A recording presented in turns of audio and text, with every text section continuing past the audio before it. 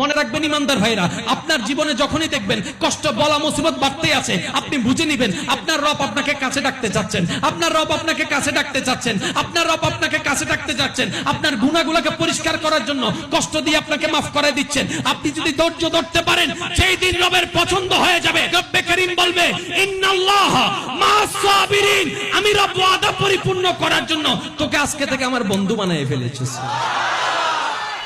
আল্লাহর এমন কোন বন্ধু নাই যার জীবনে কষ্ট নাই। আদম নবীর জীবনে দেখেন কষ্ট আছে, মুসা নবীর জীবনে কষ্ট, আইয়ুব নবীর জীবনে কষ্ট, ইব্রাহিম নবীর জীবনে কষ্ট, ঈসা নবীর জীবনে কষ্ট, ইমামুল আম্বিয়া আমাদের নবীর জীবনে ছোটকালও কষ্ট, বাল্য জীবনেও কষ্ট, যুবক বয়সেও কষ্ট, শেষ বয়সেও কষ্ট। ও নবী, এত কষ্ট কেন? আপনি আপন করে নিলেন কেন? নবী বলে, আমার আল্লাহ কষ্ট দিতে ভালোবাসে, আমিও কষ্ট পেতে ভালোবাসি। আর কোন আপত্তি আছে? আজকে থেকে বুঝেন কিংবা না বুঝেন, কখনো আল্লাহর ব্যাপারে আপত্তি জানাবেন না। বুঝলেও বলবেন আলহামদুলিল্লাহ, না বুঝলেও বলবেন আলহামদুলিল্লাহ। আমি একটু শুনতে চাই, কি বলবেন? আর একটু ঈমানি আওয়াজে বলেন, কি বলবেন? বুঝলেও, না বুঝলেও, পাইলো না পাইলো, পক্ষে হইল বিপক্ষ হইল, এক কথায় শেষ, মওলা তুমি যেমনে রেখে খুশি আমি সেমনে থেকেও খুশি। আমার কোন হা হুতাশ আফসোস কেন নাই? জগৎ যদি প্রশ্ন করে, কিরে তুই আপত্তি জানাস না কেন? আপনি বলবেন, আপত্তি করার মতো নিম্নতম যোগ্যতা লাগে। আমি নিজেই তো আমার না, আমার যা আছে সব বারাটিয়ার,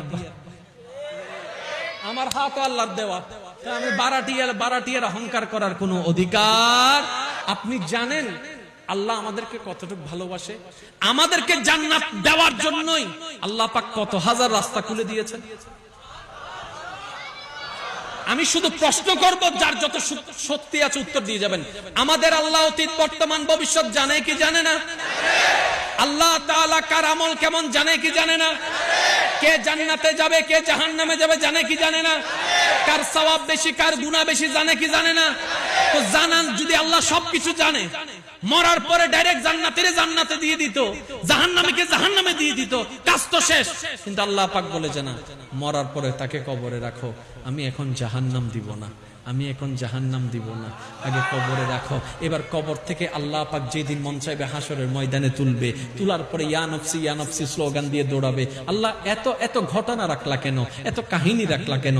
এতটুক আমাদের ঈমান বলে, তোমার প্রত্যেকটা কাজের মধ্যে কোনো না কোনো কারণ আছে, তোমার প্রত্যেকটা কাজের মধ্যে কোনো না কোনো রহস্য আছে। কাউকে তুমি টাকা দিয়ে পরীক্ষা করো, কাউকে তুমি টাকা নিয়ে পরীক্ষা করো, কাউকে তুমি সন্তান দিয়ে